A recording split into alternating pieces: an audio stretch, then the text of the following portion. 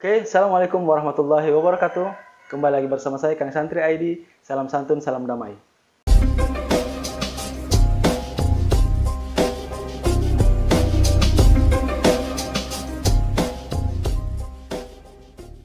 Pencapaian.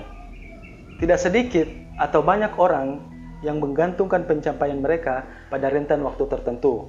Misalnya, umur 22 tahun saya harus punya ini, umur 22 tahun saya harus memiliki ini, atau 2 tahun kemudian saya harus memiliki mobil, memiliki rumah, dan memiliki apa yang ingin dia raih. Itu bagus. Tapi, tidak tepat untuk kita mendikte seseorang bahwa umur sekian dia harus punya apa. Misalnya, umur 25 tahun kamu harus punya 100 juta. Umur 25 tahun kamu harus punya, kamu lagi mencicil rumah. Umur 25 tahun kamu harus punya segala ini dan segala itu. Karena starting point hidup seseorang itu berbeda-beda. Ada yang bisa mengumpulkan uang di umur 15 tahun, ada yang bisa mengumpulkan uang di umur 20 tahun. Ada juga yang sampai sekarang masih menghidupi keluarganya, masih menghidupi adik-adiknya, orang tuanya, dan dia hanya bisa menyisihkan sedikit untuk menabung. Memang menabung itu perlu, bahkan harus. Punya goals untuk membeli rumah, punya goals untuk membeli mobil, punya goals untuk memenuhi kebutuhan hidup lainnya. Tapi patokannya bukan orang lain, patokannya adalah diri kita sendiri.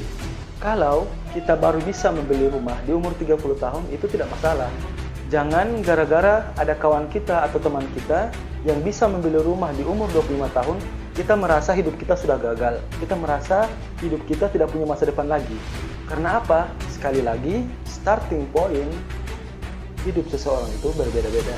Kebutuhannya beda-beda, tanggungannya beda-beda, pola hidupnya pun berbeda-beda. Memang pada dasarnya setiap orang ditakdirkan berbeda-beda.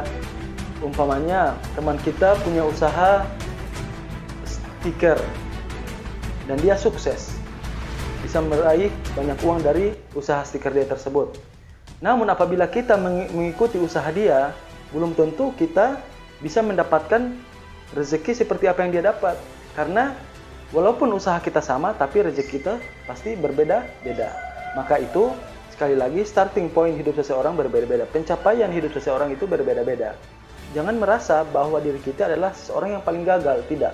Karena sukses itu adalah sebuah proses. Pencapaian dan tingkat kebahagiaan seseorang pun berbeda-beda. Ada yang bisa membeli makanan pada hari tersebut, dia udah merasa bahagia.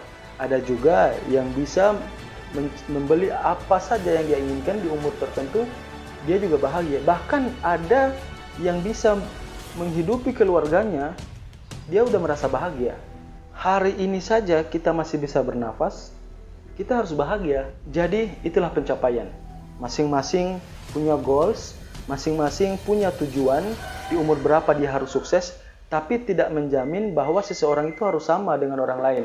Karena apa? Karena kesuksesan itu berbeda-beda.